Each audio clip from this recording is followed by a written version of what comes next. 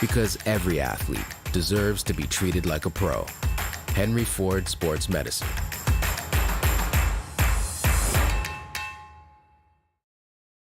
Talking about finances can be confusing, difficult, scary, murky even. But it doesn't have to be with Money Mentor by Michigan First Credit Union on your side. More than 90 years ago, Michigan First was founded on the principle of putting education first.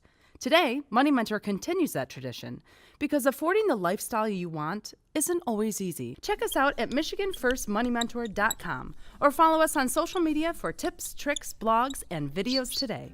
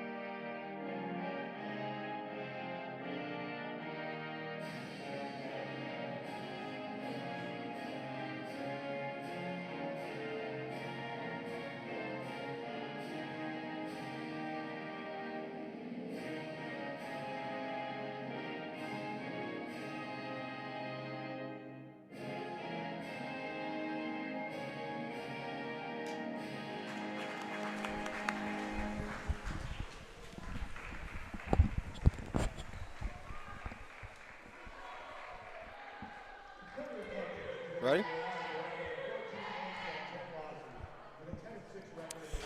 Good evening, Blue Devils fans. We welcome you to LTU Sports Network coverage of the Blue Devils basketball doubleheader. Tonight, we begin with women's basketball as the Lawrence Tech Blue Devils 9-14, 6-9 in the conference, taking on the Concordia Cardinals, who are 14-10. 10-6 in the conference. As the men will take the floor later on tonight at 7:30. Good evening, everybody. I'm Jan Volker here. Alongside me is John Snow. Great to have you here on the LTU Sports Network. The Blue Devils coming off of a 66-52 loss to Siena Heights on Saturday, and despite the Saints playing to an even first half, they couldn't keep up at the halftime. Kendall Fisher leading the Blue Devils with 22 points, followed by Julia Huey with 8, and Maddie Long and Dominique Evans with 6 points. The Cardinals enter tonight's game with a 14-10 record after a 58-48 loss to 12th-ranked Indiana Tech on Saturday. Taylor Leatherman led the team with 17 points and 12 rebounds, a double-double. Samantha Dorn with 11 points and Emily McCullough with 8 points. So, John, as we get ready for tonight's doubleheader, first off, we begin with the women's basketball team. I think they have been very impressive there so far down the stretch before we get ready for the final regular season games of the season. No, definitely for Lawrence Tech. Even though that 2-game loss on the roads was very stressful. And talking to Coach Howergan before the game, she said that she was very impressed with how the team performed at Siena Heights despite the loss. And going up against a Cardinals team that's very tough, very gritty. They play extremely hard, look for a lot of backside cuts underneath the basket.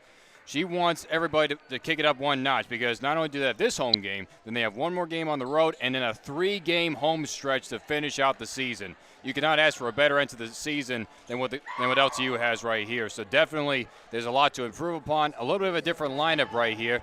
You got Kate Jacobs coming in, and I believe the improvised move to put Kate Jacobs in the starting lineup was a huge success. And then you have Jade Ferris, Julia Huey, basically trying to use size to their advantage.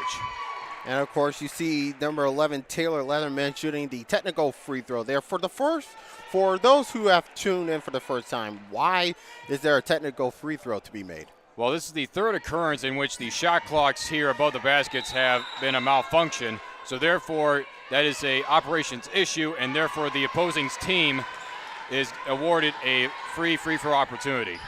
So here we go as we are underway here at Don Riddler Fieldhouse with the Cardinals leading 1-0 here at Maggie Long. Gets over to Julia Huey at the elbow.